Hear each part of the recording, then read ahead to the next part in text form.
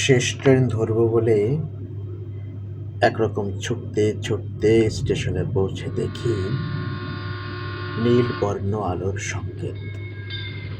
হতাশার মতন হঠাৎ দারুণ হুইসেল দিয়ে গাড়ি ছেড়ে দিয়েছে। যাদের সাথে শহরে যাবার কথা ছিল তাদের উৎকণ্ঠিত মুখ জানালায় উবুর হয়ে আমাকে দেখছে, হাত নেড়ে সান্ত্বনা দিচ্ছে। আসার সময় আব্বা তাড়া দিয়েছিলেন, গোছাতেই গোছাতেই তোর সময় বয়ে যাবে, তুই আবার গাড়ি পাবি। আম্মা বলেছিলেন, আজ রাত না হয় বই নিয়েই বসে থাক, কত রাত তো অমনি থাকিস। আমার ঘুম পেল, এক নিঃস্বপ্ন নিদ্রায় আমি নিহত হয়ে থাকলাম। অথচ জাহানারা কোনোদিন ট্রেন ফেল করে না। ফরহাদ আধা ঘন্টা আগেই স্টেশনে পৌঁছায়। লাইলি মালপত্র তুলে দিয়ে আগেই চাকরকে টিকিট কিনতে পাঠায়। নাহার কোথাও যাওয়ার কথা থাকলে আনন্দে ভাত পর্যন্ত খেতে পারে না। আর আমি এদের ভাই,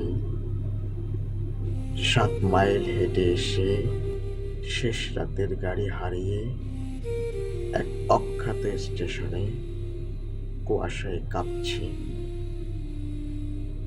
কুয়াশার সাদা পর্দা দোলাতে দোলাতে আবার আমি ঘরে ফিরব। শিশিরে আমার পাজামা ভিজে যাবে, চোখের পাতায় শীতের বিন্দু জমতে জমতে নির্লজ্জের মতন হঠাৎ লাল সূর্য উঠে আসবে। পরাজিতের মতো আমার মুখের উপরে রোদ নামলে সামনে দেখব পরিচিত নদী, ছড়ানো ছিটানো ঘর বাড়ি, গ্রাম।